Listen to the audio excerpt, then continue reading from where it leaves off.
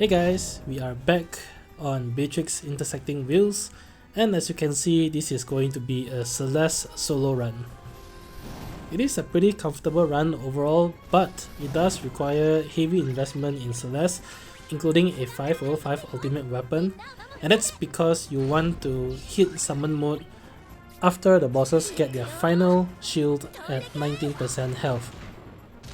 Now I did use a Selphie friend right here in order to just help me charge my force gauge more quickly at the start, and I did do some testing, and it is even possible to do a pure Celes solo without any friend unit, but using a Selphie friend speeds things up considerably because it allows you to enter force time much quicker than you would without a friend support.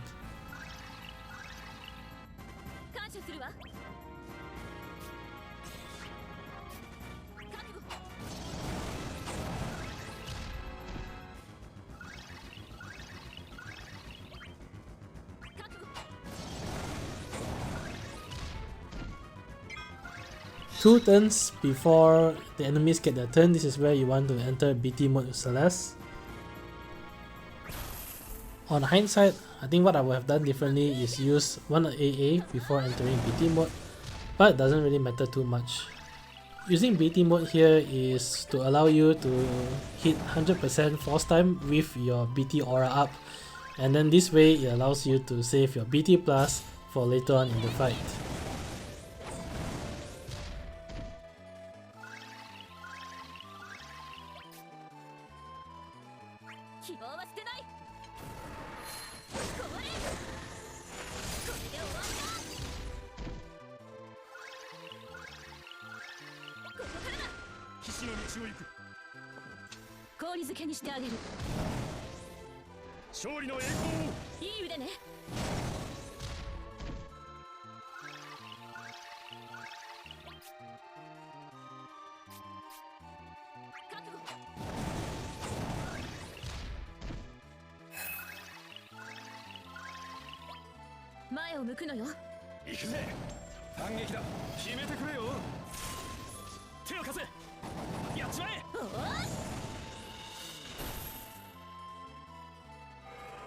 Now I did use a Gladio LD call for insurance purposes in case the boss hits their force time before you do, which is right here. If this happens, you do need a defensive call on Celes because the boss will gain massive brave regen at the start and at the end of their turn, and this leads to massive HP dumps onto Celes. I used the additional ability here, which was really a mistake because it sort of burns away one turn of Celes's BT aura, so the ideal play would be using the AA before you enter BT mode instead. This part of the fight you'll be protected by the Gladio LD call, so you'll be taking 0 HP damage. If you don't have the Gladio LD call, you can also use the Warrior of Light LD call, or you can use the Cater LD call to land a 3-turn framed Brave Freeze on the boss. You can't use Setzer call though because the boss will grant himself 5 frame buffs, and that will sort of kick away the Setzer debuff. That's pretty much it really. Once you enter force time, the rest of the fight is simply alternating between Celes's EX and her LD, and only use her BT plus when her BT aura is at 1 turn remaining.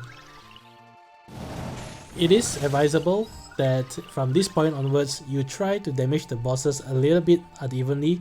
Try to keep one boss about 10 to 15 HP, 10 to 15% HP below the other. If you do that, what is likely to happen is that the bosses will not get the shields at the same time.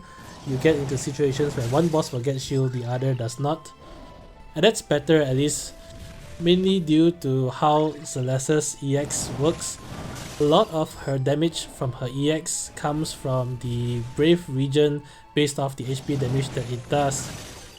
So ideally what you want to do is always only use her EX on the boss that does not have the shield, so that you get maximum damage out of her EX. If you use the EX on the boss that does have a shield up, the shield will negate the first HP dump of her EX, which means that subsequently she will get 0 Brave refund or Brave regen for all subsequent hits from her EX. Having one shield up at a time on the bosses also helps a little bit on her LD doing damage. Because one of the bosses will still take damage from her LD, she will still regen Brave in between the HP dumps from her LD. The damage coming from the Brave regen in between her HP dumps is a big factor in this fight because of the elemental lockout. Celeste's attacks will only be doing 1 Brave damage, but a lot of her damage, as you can see from her attacks, comes from the fact that she regens massive Brave in between all her HP dumps. So in a nutshell, the idea is that on Celeste's turn, you want to always be targeting the boss that does not have a shield, and you just leave it up to her traps to deal with the shield. Because the boss always have a speed up buff on themselves, they will take multiple consecutive turns. So by the time Celeste gets her next turn, the shield should be more or less eaten away by the damage from her traps. Once her BT aura is up as well, it is a pretty safe run because her BT aura also further reduces HP damage done. The bosses are scripted to do alternating attacks. They will always do Mustard Bomb into Burn Spear. Mustard Bomb is only a Brave attack, so during the turns where they use Mustard Bomb, you will be healing HP from the traps, and the Burn Spear doesn't do a lot of damage. So you'll be taking a little bit of damage from Burn Spear, but until they do their next Burn Spear, you should be healing yourself to full HP from the traps and from Celeste's HP regen.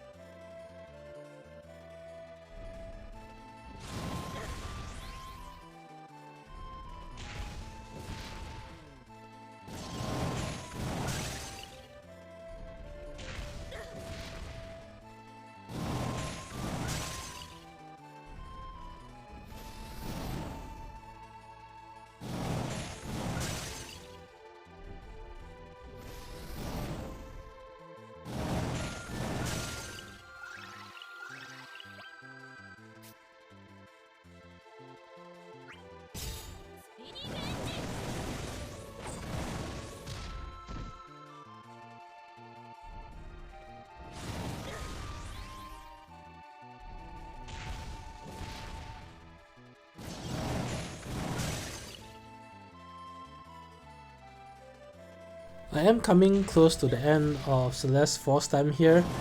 At this point, you want to make sure that before Celeste gets her final turn in force time, which is force time 1 turn remaining, the bosses must be below 19% health. Ideally, you want the shields to be damaged as well. The goal is that you will be popping summon mode at 1 turn of force time remaining, and when you exit summon mode, the fire must be out.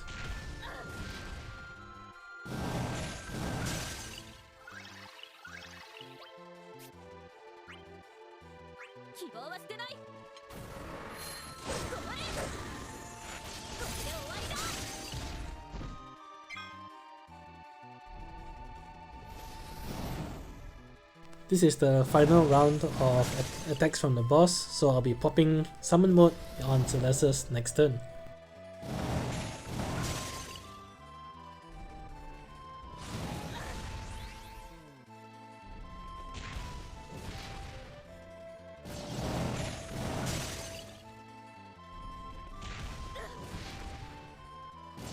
At this point, the bosses are low enough that I suspect even doing one LD should be enough to kill off the bosses, but I decided to play it safe and pop summon instead.